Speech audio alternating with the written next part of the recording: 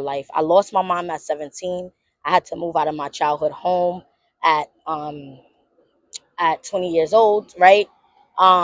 I I've been through a lot of emotional turmoil very like at a young age where I kind of had to grow up quick, right? And I never stopped going to college. I had just went straight through to college. I went straight through.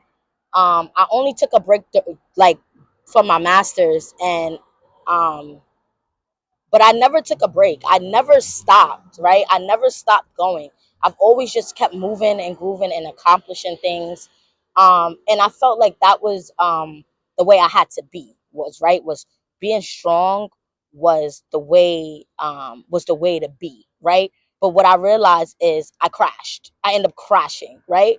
Mentally, I end up crashing because I never really took the time to process my emotions and my big emotions that I was feeling throughout those changes in my life. Um, so this was the result of it, right? Like my brain was literally fried, period, right? I was in a toxic relationship. It was just a mess, right? But what I learned in the process of this is emotions are not meant to be pushed down. They're meant to be felt, right? And no matter how big the emotion is, no matter how hard the emotion feels to process, you have to find a way to move through them and not around them or shoving them down. I think we live in a society too, where it's about looking strong and actually not feeling, right? It's all about keeping it and really not keeping it real. So I feel like that's something I had to get out of that culture, right? Once I started to learn tools on how to process my emotions and not really be afraid of my emotions, that's when I really realized like my mind started to shift and things around me started to flow very differently for me mentally and emotionally, right?